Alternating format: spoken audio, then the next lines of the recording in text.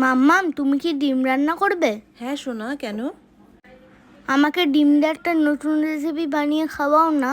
ডিম দিয়ে নতুন রেসিপি? ঠিক আছে, চলো ট্রাই করা যাক তবে আজকে। হ্যাঁ, আগের দিন কিন্তু আমি আমার বাবাইয়ের আবদার মেটাতেই ডিমের এই নতুন রেসিপিটি ট্রাই করেছিলাম।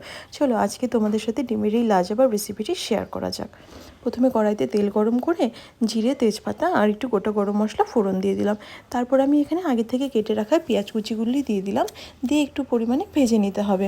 অল্প যখন পেঁয়াজটা ভাজা হয়ে যাবে আমি এখানে দিয়ে দিলাম 2 চামচের মতো আদা রসুন বাটা।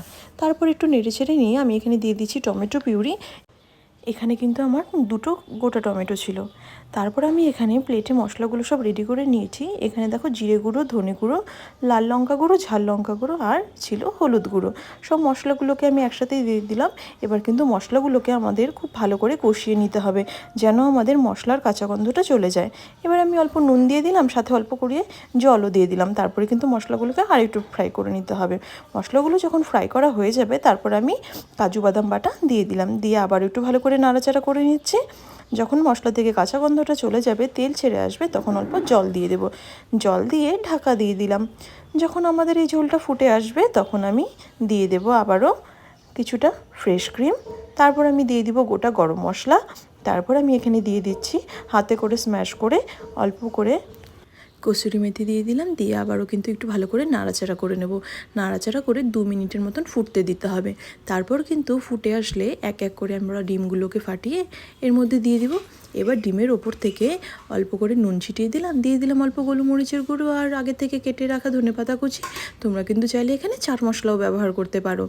আর এখানে 3-4টা কাঁচা লঙ্কা অল্প চিড়ে দিয়ে দিয়েছিলাম। তারপর ঢাকা দিয়ে দিলাম। ঢাকা দিয়ে কিন্তু প্রায় আমাদের 10 মিনিটের মতন ফোটাতে হবে। আমার নিজেরই দেখতে এত ভালো লাগছিলো যে আমি বারবার দেখছিলাম। আবার ঢাকা বন্ধ করে দিলাম, কারণ আমাদের ডিমটা কিন্তু তখনও হয়নি। দেখো এখন কিন্তু প্রায় ডিমটা হয়েই এসেছে।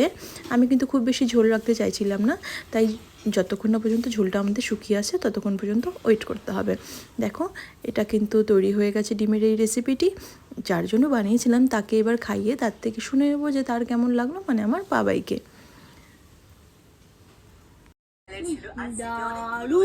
ভালো লেগেছে নতুন রেসিপিটা? এবার তোমরা কমেন্ট করে জানাও তোমাদের আমার এই নতুন রেসিপিটা কেমন লাগলো। ভালো লাগলে লাইক, কমেন্ট, শেয়ার করে দিও। Thank you.